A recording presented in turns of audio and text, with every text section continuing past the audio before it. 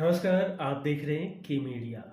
6 दशक और 300 से ज्यादा फिल्में। आज बात बॉलीवुड के उस पहले सुपरस्टार की जिन्होंने लंबे समय तक फिल्मी इंडस्ट्री पर राज करते हुए 300 से अधिक फिल्मों में काम किए।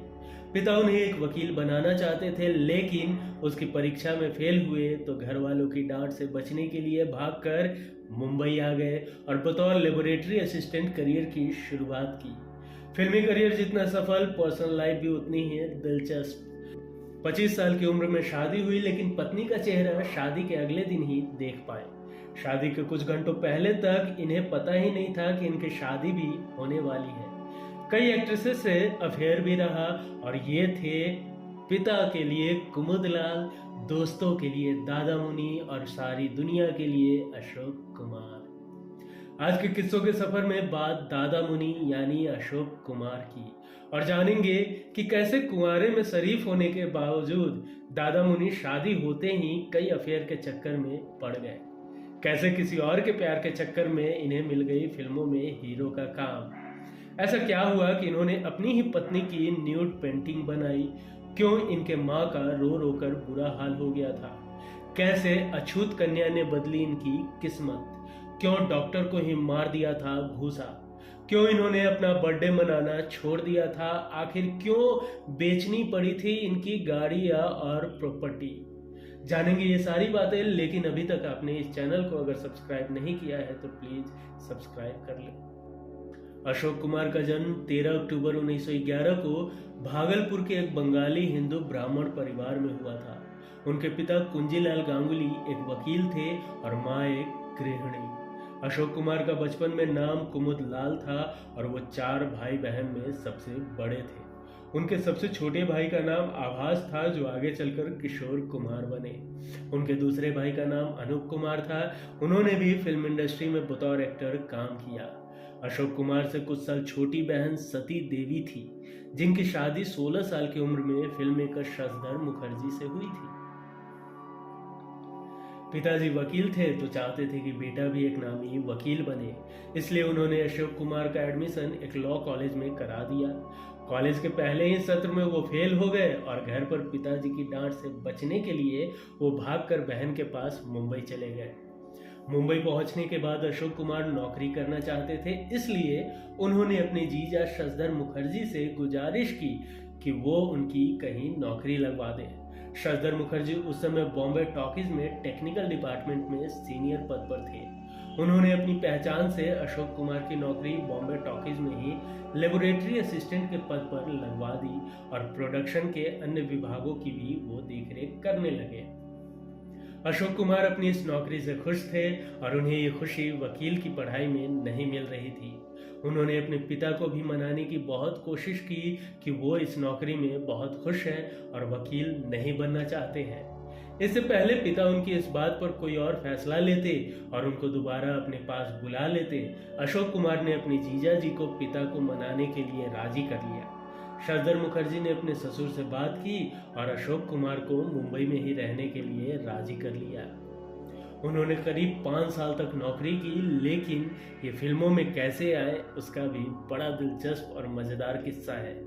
बात है 1936 की। बॉम्बे टॉकीज के बैनर तले फिल्म जीवन नैया बन रही थी। इस फिल्म के लीड एक्टर निजामुल हसन थे और एक्ट्रेस देविका रानी थी, जो इस फिल्म के डायरेक्टर हिमांशु राय की पत्नी थी। इसी बीच ये खबर आई कि देविका रानी फिल्म के हीरो निजामुल हसन के साथ भाग गई। हालांकि बाद में वो पति हिमांशु राय के पास वापस आ गई थी। दोनों में खूब झगड़ा हुआ, फिर दोनों का पैचअप भी हो गया। लेकिन हसन की इस हरकत की वजह से डायरेक्टर हिमांशु इतना नाराज हो गए कि उन्होंने फिल्मों से उनको निकाल दिया और इसके बाद उनको अशोक कुमार को लीड एक्टर के तौर पर कास्ट कर लिया। वैसे अशोक कुमार तो डायरेक्टर बनना चाहते थे, लेकिन फिर भी उन्होंने इस फिल्म में काम कर लिया। उन्होंने ना तो थिएटर किया था, ना एक्टिंग का कोई अनुभव था। ऐसे में अशोक कुमार के अभिनय में पारसी थिएटर का लाउड प्रभाव नहीं था। यही उनकी खासियत बनी। वो हिंदी सिनेमा के पहले सुपरस्टार थे और उनकी एक्टिंग एकदम नेचुरल थी, जो आज तक एक्टर्स हासिल करने की कोशिश करते रहते हैं। इसके अलावा हिमांशु रॉय और देविका रानी ने भी उन्हें सब कुछ सिखाया। वे उन्हें अंग्रेजी फिल्में देखने के लिए भेजते थे।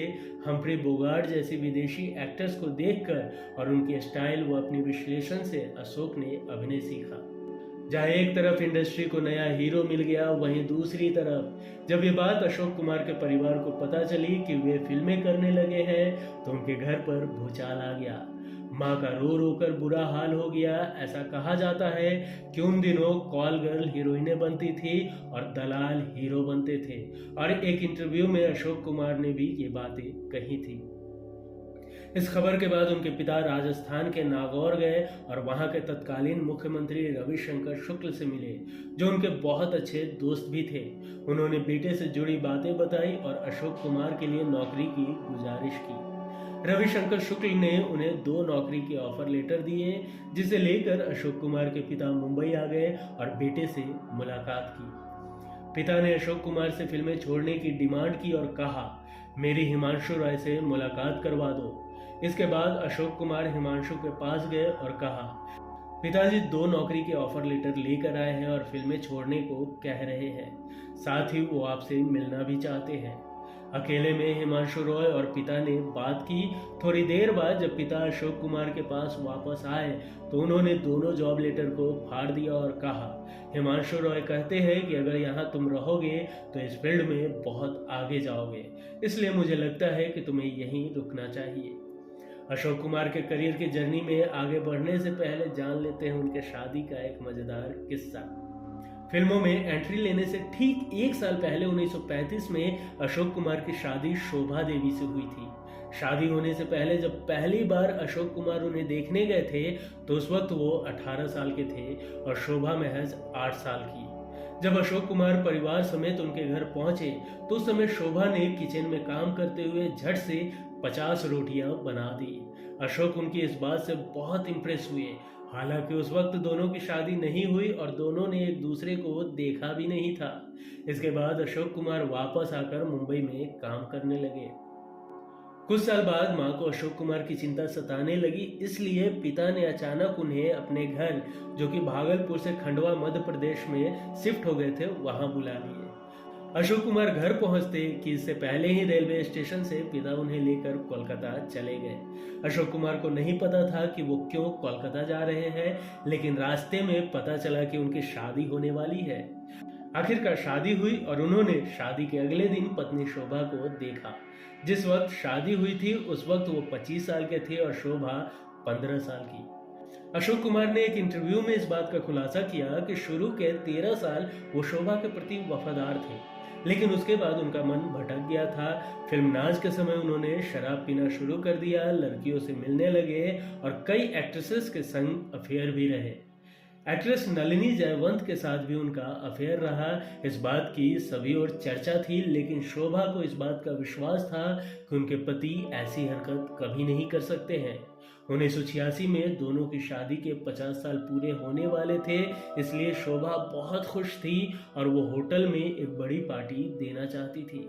हालांकि इसके 4 दिन पहले ही वो बीमार पड़ गई और 2 दिन बाद उनका निधन हो गया। अब वापस आते हैं अशोक कुमार के करियर की जर्नी पर। पिताजी के आश्वासन के बाद देविका रानी के साथ अशोक कुमार की फिल्म अछूत कन्या रिलीज हुई, जो हिंदी सिनेमा की हिट फिल्मों में से एक है। कई फिल्मों को करने के बाद अशोक कुमार ने वो कर दिखाया जो तब सिनेमाई इतिहास में किसी ने नहीं किया था। 1943 में रिलीज हुई थी फिल्म किस्मत। यह हिंदी सिनेमा की पहली ऐसी फिल्म है जिसने बॉक्स ऑफिस पर 1 करोड़ रुपए की कमाई की थी। साथ ही अशोक कुमार पहले ऐसे एक्टर बने जिन्होंने फिल्म में एंटी हीरो का रोल प्ले किया। इस फिल्म का कोलकाता के चित्रा सिनेमा हॉल में लगभग 196 हफ्तों तक चलने का रिकॉर्ड था। इस फिल्म के बाद उनकी पॉपुलैरिटी बहुत बढ़ गई। फैंस की दीवानगी इस कदर थी कि जब कभी अशोक कुमार घर से निकलते थे तो भारी भीड़ इकट्ठा हो जाती और ट्रैफिक भी रुक जाया करता था। भीड़ पर कभी कभी तो पुलिस को लाठियां भी चलानी पड़ती थी। रॉयल फैमिली से ताल्लुक रखने वाली महिलाओं के बीच भी अशोक कुमार की जबरदस्त फैन फॉलोइंग थी। 1962 में फिल्म राखी रिलीज हुई थी। इसका भी एक बहुत दिलचस्प किस्सा है। इस फिल्म में अशोक कुमार की बहन के रोल में वहीदा रहमान नजर आई थी। उन्होंने बताया कि क्लाइमेक्स में मरने वाले सीन में अशोक कुमार को भारी आवाज में डायलॉग बोलने हैं। इसके लिए उन्होंने ये सुझाव दिया कि अशोक कुमार बर्फ का पानी पिए और उसके बाद डायलॉग बोले। अशोक कुमार ने ऐसा ही किया और कई गिलास बर्फ का पानी पिया, लेकिन उसके बाद भी आवाज में कोई बदलाव नहीं आया। उन्होंने लगातार 2 दिन तक ऐसा किया, जिस वजह से उन्हें तीसरे दिन बुखार हो गया। इसके बाद वो बेहोश हो गए, जिस वजह से उन्हें अस्पताल ले जाया गया। कुछ दिनों बाद इस वजह से उन्हें सांस लेने में दिक्कत होने लगी थी और बाद में पता चला कि उन्हें अस्थमा हो गया है। इससे पहले अशोक कुमार को कोई बीमारी नहीं थी, लेकिन ये अस्थमा उनके साथ आजीवन रही। जहां एक तरफ देवानंद, दिलीप कुमार, राजकुमार जैसे सितारे फिल्म इंडस्ट्री में कदम रख रहे थे, तो वहीं दूसरी तरफ अशोक कुमार की एक से बढ़कर एक हिट फिल्में रिलीज हो रही थी। इस लिस्ट में अफसाना, नौबहार, एक साल, परिणीता जैसी फिल्में शामिल थी। अशोक कुमार को न्यूड पेंटिंग्स बनाने का भी शौक था। शौक ऐसा कि उन्होंने अपनी वाइफ की भी न्यूड पेंटिंग बनाई थी। इसके अलावा उन्होंने 300 न्यूड्स और अन्य तरह की पेंटिंग्स भी बनाई थी। उनकी बेटी भारती जाफरी इन पेंटिंग्स की प्रदर्शनी लगा चुकी है। इतने सफल करियर के बावजूद अशोक कुमार भी तंगी का शिकार हुए थे। उनकी लोकप्रियता बनी रही, लेकिन गुजारे के लिए उन्हें अपनी गाड़ियां और प्रॉपर्टी बेचनी पड़ी थी। उन्होंने बहुत संघर्ष किया और लगातार फिल्मों में काम करते रहे ताकि इसका असर उनके परिवार पर ना पड़े। 60 के दशक में अशोक कुमार लीड रोल से हटकर कैरेक्टर रोल करने लगे थे। 1968 में उन्हें फिल्म आशीर्वाद के लिए नेशनल और फिल्म फेयर अवार्ड से नवाजा गया था। 70 और 80 के दशक में वो शशि कपूर और राजेश खन्ना के साथ कई फिल्मों में नजर आए थे। अशोक कुमार एक्टिंग के साथ साथ पेंटिंग और होम्योपैथी की भी प्रैक्टिस किया करते थे। बात है 1996 की। अशोक कुमार बीमार पड़ गए थे। उन्हें अस्पताल ले जाया गया। वहां डॉक्टर ने कहा कि अब वो जिंदा नहीं बचेंगे। डॉक्टर की इस बात से वो भड़क गए और कहा, वो कौन होते हैं ये कहने वाले कि मैं जिंदा नहीं बचूंगा। साथ ही उन्होंने डॉक्टर को घूंसा भी मार दिया। उनका गुस्सा इस कदर था कि उन्हें इंजेक्शन देकर शांत कराना पड़ा। हालांकि डॉक्टर की बात गलत निकली और वो 2 दिन बाद सही होकर घर चले आए। 13 अक्टूबर 1987 को अशोक कुमार का 76वां जन्मदिन था। अचानक इसी दिन छोटे भाई किशोर कुमार की हार्ट अटैक से मौत हो गई। जन्मदिन की खुशियां मातम में बदल गई। अशोक कुमार का अपने भाई से काफी लगाव था। दोनों भाई अनूप और किशोर की पढ़ाई से लेकर मुंबई में सेटल हो जाने तक की सारी जिम्मेदारियां उन्होंने ही उठाई थी। अपने जन्मदिन पर छोटे भाई की मौत हो जाने के बाद उन्होंने कभी अपना जन्मदिन सेलिब्रेट नहीं किया। अशोक कुमार को 1988 में दादा साहेब फाल्के और 1998 में पद्म भूषण से भी सम्मानित किया गया था। इसके अलावा अशोक कुमार को संगीत नाटक अकादमी पुरस्कार से भी सम्मानित किया गया था। उनकी आखिरी फिल्म थी return of the jewel thief, जो कि 1996 में आई थी, और आंखों में तुम हो, जो कि 1997 में आई थी। 90 साल की उम्र में अशोक कुमार ने दुनिया को अलविदा कह दिया था। 10 दिसंबर 2001 को हार्ट अटैक की वजह से उनका निधन मुंबई के चेंबूर में हुआ था। मधुबाला, लता मंगेशकर, शक्ति सामंत, ऋषिकेश मुखर्जी और अनेक दूसरे फिल्मी लोगों के करियर में अशोक कुमार का महत्वपूर्ण योगदान रहा है।